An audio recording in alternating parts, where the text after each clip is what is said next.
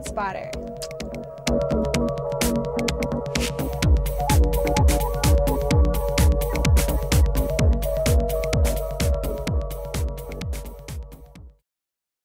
Hi, I'm Julian from Model Citizen in Toronto, Canada, and you're watching Road Spotter. Wir befinden uns hier mitten im Kensington Market vor einem Laden namens Model Citizen.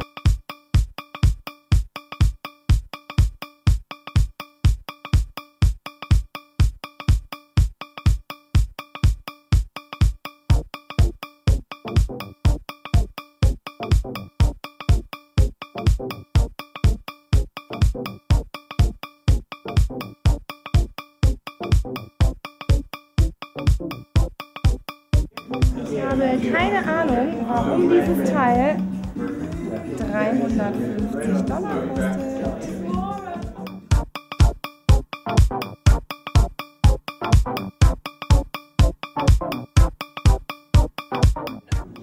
The store has morphed a lot. It started out as one thing and it's become something else.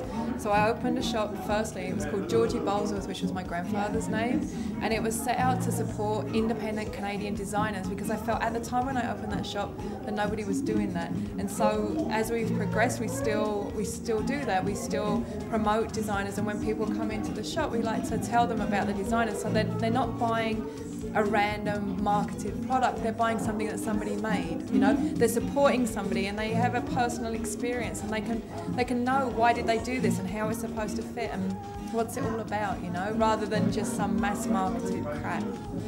You know what? It was a whim. It was purely open on a whim. We were walking by this place where we went to have brunch. Next door there was it's like the worst strip in the world to open a store. There's no walk-by traffic, and there was this really cute little store, and I was like, "Hey, I'm Babe. I'm going to open a shop," and then he's like, "That's crazy," you know. Yeah.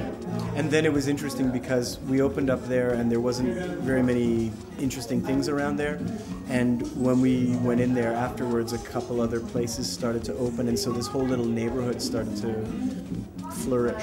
And it was a big struggle, but just recently we moved here to a neighborhood that's really vibrant. I really love it. Yeah. It's great.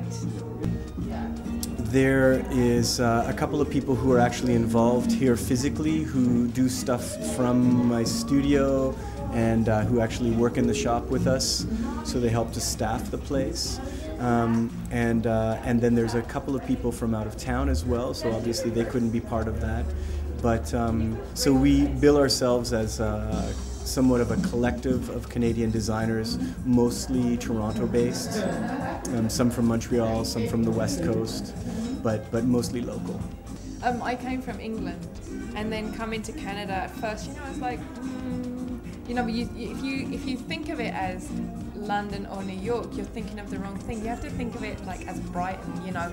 It's a smaller city, but it's got so much personality and it's so welcoming and it's so kind and it's fun. Like, people here are, especially in the summer, you know, the winter's very cold, so if you're into winter sports and all of that kind of stuff, it's great. But in the summer, people just flourish and they come alive in the summer. There's so much always going on.